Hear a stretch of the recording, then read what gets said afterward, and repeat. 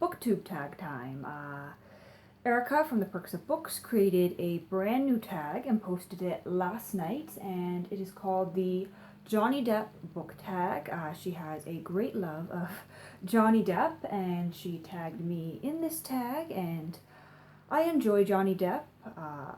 21 Jump Street, the original TV series, love that. The Pirate series, I watched all those. Crybaby, pretty good movie. I've seen him in a number of things. I'm nowhere near as big a fan as Erica, but I am going to do the tag.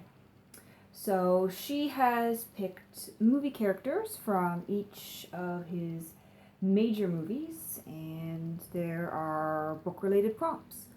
So, question 1, Glenn, Nightmare on Elm Street. What author's book did you enjoy so much you read their entire work? Now, I could very easily go with my classic answer, which would be Hugh MacLean. I have read all his work. But I'm going to go with something a little different. I have gotten into Simone de Beauvoir lately, and this partly applies for the question because I really enjoyed her work.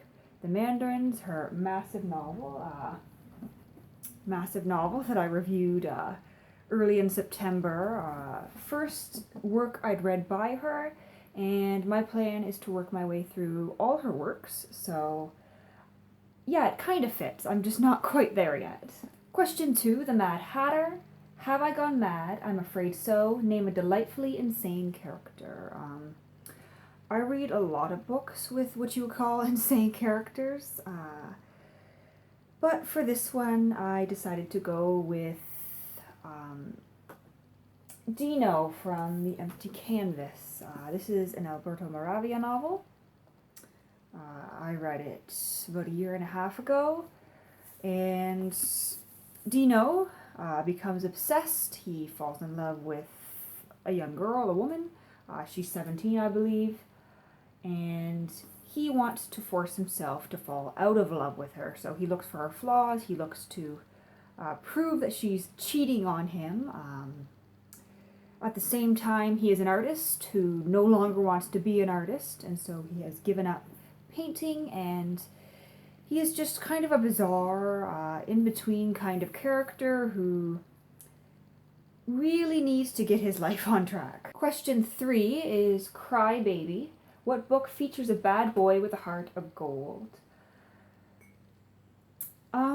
For this one, I ended up going with a Hugh MacLean novel, a book that Erica is actually going to be reading soon, The Watch That Ends the Night by Hugh MacLean, and Jerome is a very kind of rebellious character in that novel, but he's good at heart. He had run off from his wife from his family to fight in the Spanish Civil War, and he disappears, but he went for good intentions. He was a doctor. He had some sort of pioneering blood transfusion work to do, and I think he fits this ticket pretty well. Next question, Sam from Benny and June. What book helped you through a hard time? I could choose any number of books on my shelves, but for this one, I went with kind of a strange one. I'm not really going to explain it because it's kind of a strange explanation, but Adam Smith's Wealth of Nations. I read this at a specific time in my last year of high school. Basically, don't ask. Next question. Willy Wonka, a book retelling that didn't quite meet your expectations. I have seen the adaptation of Charlie and the Chocolate Factory with Johnny Depp in it, but I much prefer the earlier adaptation.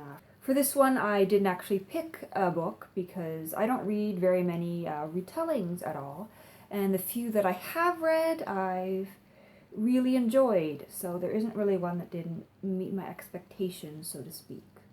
Next question, Edward Scissorhands. Misunderstood, recommend a book you feel does not get the love it deserves. Pretty much anything by Neruda. Neruda is a poet I've been reading quite a lot of lately.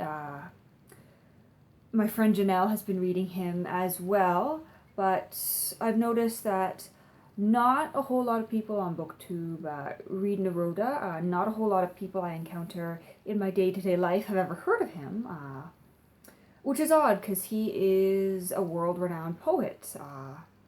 But yeah, that's my answer for that question. Next question, Ichabod Crane, Sleepy Hollow. This is one I have not seen. What's your favorite classic horror story? Dracula, hands down, my favorite classic horror story. I read Dracula when I was in high school. I had a spare first period.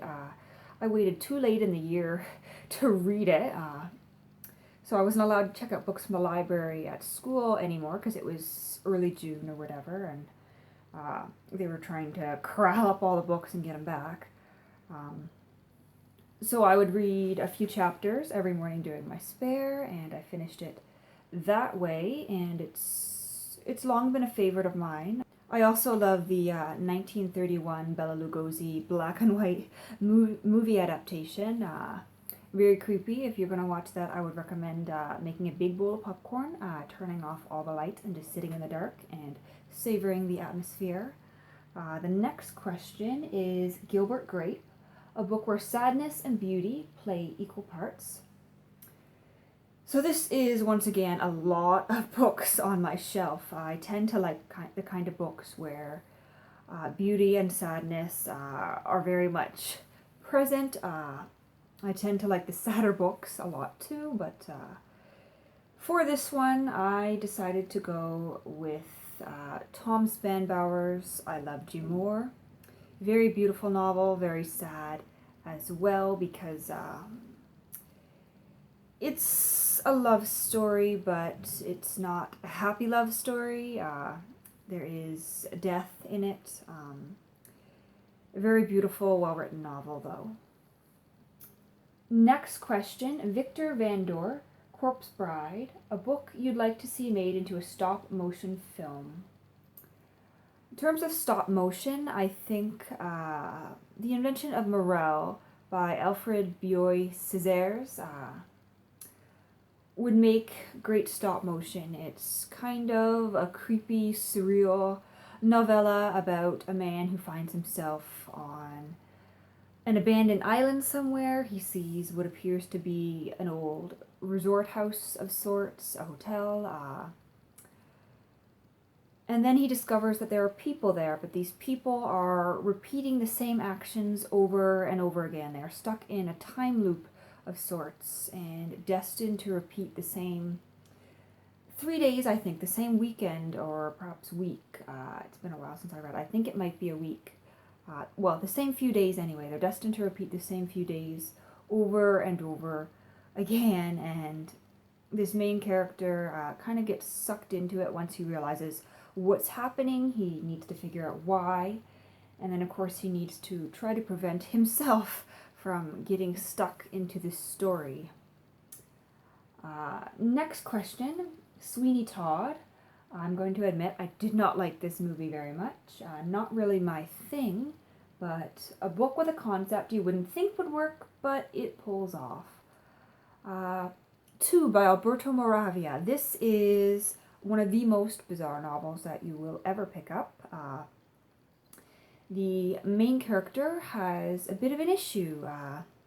His penis has a mind of its own, and he is often having a dialogue with it and fighting against it, and it's very Freudian, let's say. Next question, Ed Wood, a book that is terrible but you enjoyed anyway. Now, because this is a tag made by Erica, the first book that comes to my mind, of course, is Meg by Steve Alton, which I read this past summer on her recommendation, and it is a terrible book, but it was a very enjoyable book to read. And lastly, Captain Jack Sparrow, the greatest book character ever, or a book featuring your favorite quote. Share a few. I didn't pick a specific book for this question because there are many Jack Sparrows on my shelf.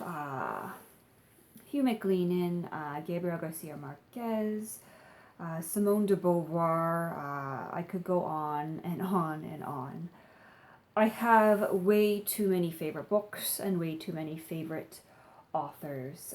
I often say that Two Solitudes by Hugh MacLennan is my favorite novel, but to put it in perspective, that is my favorite Canadian novel. If I branch out farther than can lit, I cannot pick one favorite, which I think is okay. Time to tag a few people. I have decided to tag Janelle from the Page Turner, Literary Gladiators, and Pumpkin Latte Lover. So that's my tag for today. I hope everyone has a good week.